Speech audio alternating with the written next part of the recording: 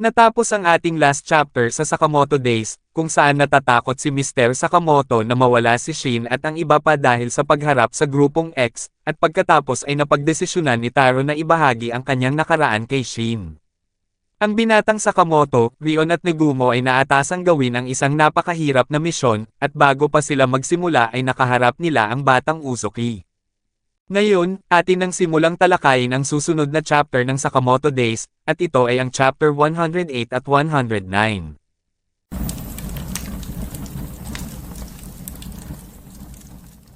Nagpatuloy ang nakaraan ni Sakamoto, kung saan sila ay nasa JCC Information Department. Sinabi ng tagapamahala sa kanila, na habang nasa labas ng campus, siguraduhin laging dala ang inyong assassin license, ang mga gastusin na may kinalaman sa misyon ay sasagutin. Heto na ang JCC card ninyo. Pagkatapos nilang makuha ang kani-kanilang card ay lumabas na sila ng gusali habang tinanong ni Sakamoto, na para saan ang card na ito. Tinanong ni Negumo, na hindi ka pa ba nakagamit ng ganito noon, Sakamoto.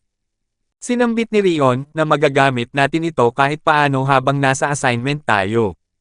Ito ang dahilan kung bakit kaakit-akit ang mga assignment sa labas ng campus. Tinanong ni Negumo, na ako, hindi ka ba minsang bumili ng tiket para sa karera ng kabayo?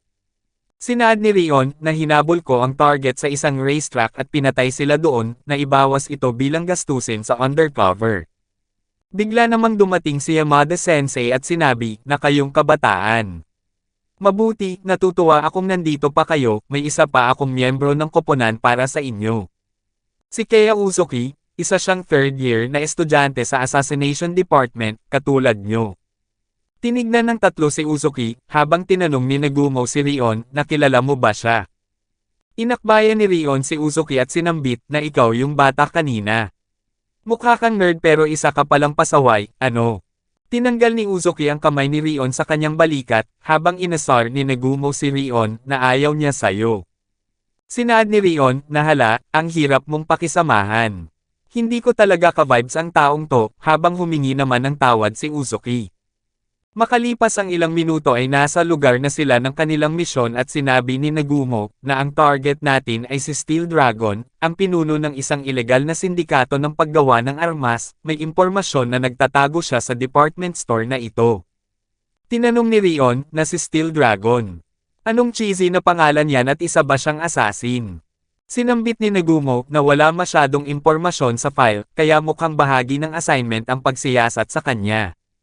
Sila ay pumasok na ng department store, habang bigla namang tumunog ang metal detector. Sinaad ng sales lady, na pasensya na, pero kailangan yung iwan dito ang lahat ng electronic at metal na gamit nyo. Sinabi ni Rion, na napaka-stricto nyo naman, habang sinambit ng sales lady, na kamakailan lang, tumaas ang karahasan, humihingi ako ng paumanhin. Sinaad ni Negumo, na hindi tayo pwede magpasok ng mga sandata dito, habang tinanong ni Sakamoto, na ang department store ay isang malaking tindahan, tama?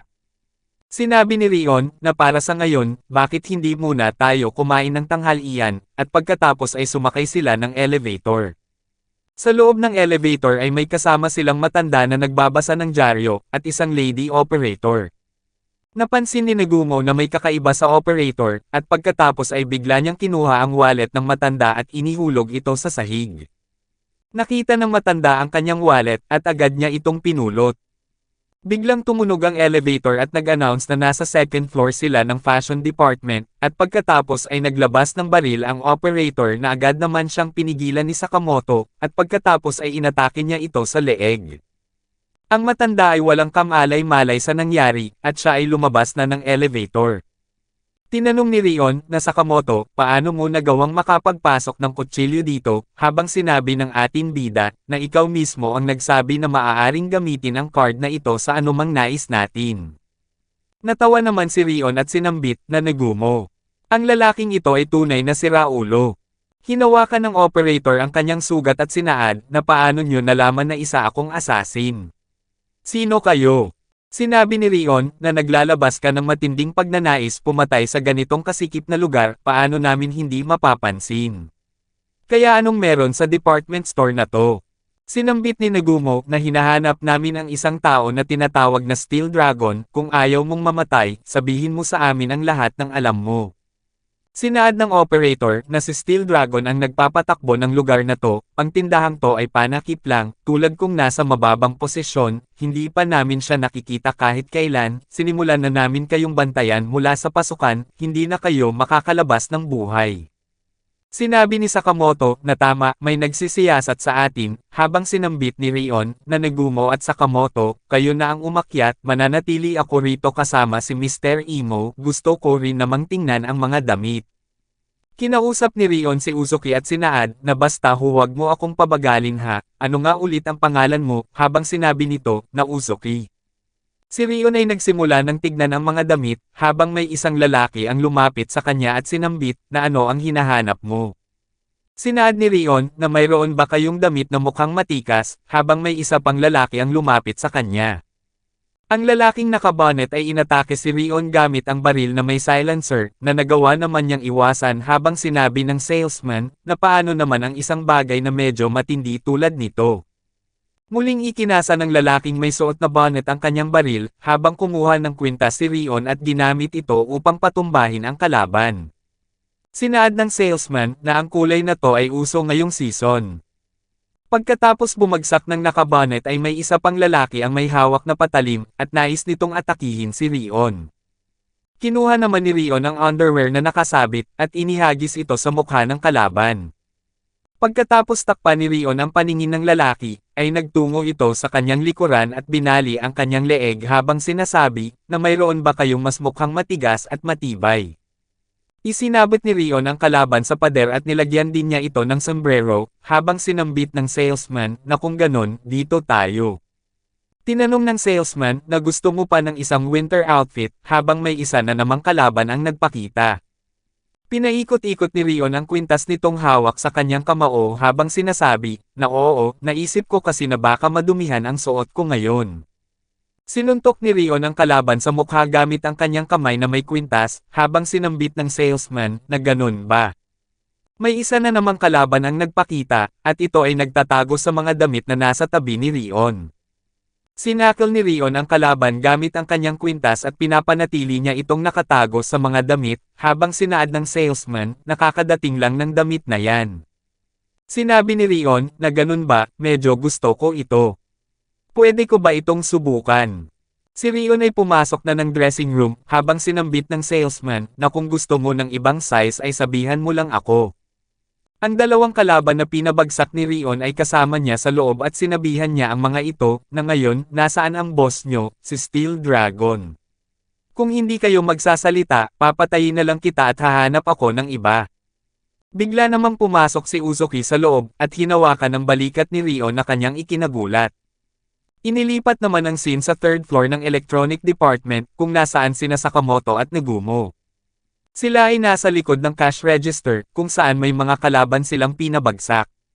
Sinabi ni Nagumo na may halong ordinaryong staff ang mga tauhan nila sa bawat palapag, bukod pa riyan, may ilan sa kanila na nagpapanggap bilang mga customer, medyo mahirap to, habang sinambit ni Sakamoto, na ganun ba?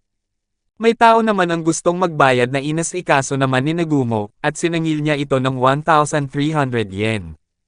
Tinanong ni Sakamoto na alam mo ba kung paano magtrabaho bilang cashier, habang sinaad ni Nagumo na hindi mo na kailangang matuto, Sakamoto, hindi ka naman kailanman magtatrabaho sa cashier. May isa namang tao ang nasa kanilang likuran na nakaupo sa massage chair at sinabi, na hindi ka magiging isang pinakamahusay na assassin kung pumatay lang ang alam mo, kaya mga bata, galing ba kayo sa JCC? Kumusta si Etsuko Satoda? Tinanong ni Nagumo na sino ka ba, lolo, at kilala mo si Satoda Sensei. Ang galing mong itago ang iyong bloodlust. Sinambit ng matanda na oo, inanyayahan ko siyang sumali sa organisasyon ko, pero tumanggi siya. Tinanong ni Sakamoto na ikaw ba si Steel Dragon, habang tumayo ang matanda at sinabi na Steel Dragon, napakagandang pangalan, di ba? Ang pangalan ko ay Kindaka, pinamumunuan ko ang isang grupo na tinatawag na The Order. Ngayon, sino sa inyo ang mas malakas? Sinaad ni Nagumo sa kanyang sarili na mukhang magiging mahirap ito, at pagkatapos ay itinuro niya si Sakamoto, habang inamin ni Sakamoto na siya nga ang pinakamalakas. Tinanong ni Sakamoto na anong The Order? Hindi ikaw si Steel Dragon, habang sinabi ni Nagumo na ano yon. Hindi ko pa narinig ang grupong yan. Tinignan ni Nagumo ang larawan ni Steel Dragon at sinambit na frontal bone, eye socket, nasal bone, ethmoid bone. Kung gusto mong mag-disguise, kailangan mong magsimula sa istruktura ng buto mo. Nasa Intelligence Gathering Department ako noong nasa paaralan pa ako, hindi mo ako maloloko. Nakita ni Kindaka ang hawak ni Nagumo at sinabi, na lumang litrato, habang mabilis na kumilos si Nagumo at inatake niya ito habang sinasabi, na tapusin na natin ito, Sakamoto. Agad na tumakbo si Sakamoto upang lapitan ang kalaban, habang hawak-hawak siya ni Nagumo. Sa puntong magpapakawala ng malakas na suntok si Taro Sakamoto, ay biglang nawala si Kindaka. Bigla namang lumipad sina Sakamoto at Nagumo, at ang mga bagay na nasa kanilang paligid ay nasira. Si Kindaka ay tumakbo ng napakabilis, at pagkatapos ay pinigilan niya ang kanyang sarili. Sina Nagumo at Sakamoto ay nagtamo ng pinsala sa kanilang mga mukha, habang tinanong ni Nagumo na napansin mo ba siya. Sinambit ni Sakamoto na hindi ko siya nakita, habang nasa likuran si Kindaka at sinabi, na sobrang bilis ko. Nang tignan nila ang kanilang likuran ay bigla namang napunta si Kindaka sa kanilang harapan at sinaad nito, na ang dalawang mababagal na tulad ninyo ay walang laban, ako ang pinakamabilis na assassin na nabubuhay. Sabay namang kumilos si Sakamoto at Nagumo upang atakihin si Kindaka, ngunit bigla itong yumuko at itinali ang kanyang sapatos. Ang pader kung saan tumama ang atake ng dalawa ay nasira, habang nagulat si Nagumo at sinabi sa kanyang sarili, na may tao ba talaga na kayang kumilos ng ganoon kabilis. Matapos ayusin ni Kindaka ang kanyang sapatos ay tumayo ito at sinambit, na kung gusto mong tumakbo ng mabilis, kakailanganin mo ang mga ito. Sinaad ni Sakamoto na mayroon siyang espesyal na sapatos, kaya pala. Sinabi ni Kindaka na ang mga tapat kong kasama, ang light speed shoes. Si Etsuko Satoda ang nagsabi sa akin tungkol sa inyo, bibigyan ko kayo ng magandang laban, kaya lumapit kayo ng handang mamatay, mga walang hiya. Sinambit ni Nagumo na ano bang meron sa assignment na to. Nilagay ba tayo sa bitag ng mga guro natin, habang sinaad ni Sakamoto, na medyo maangas yang sapatos na yan. Inilipat ang scene kay Rion, kung saan tinanong nito, na bakit nakapatong ang kamay mo sa akin, Uzuki. Sinaad ni Uzuki, na hindi natin target ang mga yan, huwag pumatay ng walang kabuluhan. Sinabi ni Rion, na kung ganoon, ano ang matatawag na makabuluhang pagpatay? Ikaw ba ang nagtatakda kung anong uri ng pagpatay ang mabuti o masama? Ang weird mo.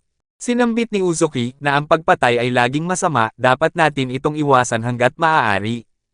Sinaad ni Rion na kung ganon, bakit ka nag-enroll sa isang paaralan ng mga assassin? Kung hindi ka para dito, mas mabuti pang huminto ka na. May bigla namang ingay ang narinig ni Uzuki at Rion sa itaas ng kanilang kinatatayuan. Sinabi ni Rion na galing yun sa itaas, seryoso bang nahihirapan sila? Nagpasya si Rion na puntahan sa itaas sina Sakamoto at Nagumo, habang sinabihan niya si Uzuki na mag-enjoy ka sa pamimili, duwag. Ibinalik ang scene sa itaas ng gusali, kung saan si Sakamoto ay lumipad palabas ng palapag. Ang umatake sa kanya ay si Kindaka at sinambit nito na wala na kayong pag-asa, mga bata. Ang mga galaw ninyo, kasing pangit ng isang pambatang roller coaster. Sinundan ni Kindaka si Sakamoto pababa, at pagkatapos ay hinawakan niya ang kanyang damit. Habang hawak niya si Sakamoto, ay inihagis niya ito ng napakalakas pababa at siya ay tumama at lumusot sa mga escalators. Sinaad ni Kindaka na gamitin ninyo ang buong lugar ng mas malawak at malaya. Labis na nasaktan si Sakamoto sa kanyang natamong pinsala habang may nakita siya sa itaas ng palapag. Ito pala si Rion Akao, kung saan nakatayo ito sa itaas ni Kindaka habang ginagamit niya ang kanyang killing path. Napansin ni Kindaka si Rion na nasa kanyang likod, habang mabilis na kumilos si Akao kung saan nilapitan niya ang kalaban at inatake ito. Sinabi ni Kindaka na wala siyang nasasayang na galaw sa kanyang paraan ng pagpatay, hindi ako makapaniwalang nagawang matalo niya ako sa depensa. Ano ba ang nakikita ng babaeng ito, habang sinambit ni Rion na ayan, nahuli kita. May bigla namang washing machine ang bumagsak sa ulo ni Kindaka, at pagkatapos ay dumating sina Nagumo at Sakamoto, kung saan nagpakawalas sila ng sipa sa kalaban. Inilipat naman ang scene kay Uzuki, kung saan naawa ito sa mga kalaban na pinatumba ni Rion, at tinulungan niya ang mga ito. Matapos atakihin ni Negumo at Sakamoto si Kindaka, nagsama-sama silang tatlo habang sinasabi ni Rion na sino ba itong lalaki na ito. Nagtamo ng pinsala si Kindaka sa kanyang mukha at sinambit na mga maliit na pasaway, gusto nyo bang sumali sa The Order? Dito na natatapos ang chapter 108 at 109 ng Sakamoto Days. Paki-like and follow naman po ng ating Facebook page, nasa description po yung link. Muli huwag kalimutang mag-like, comment, share at subscribe sa ating channel. Salamat!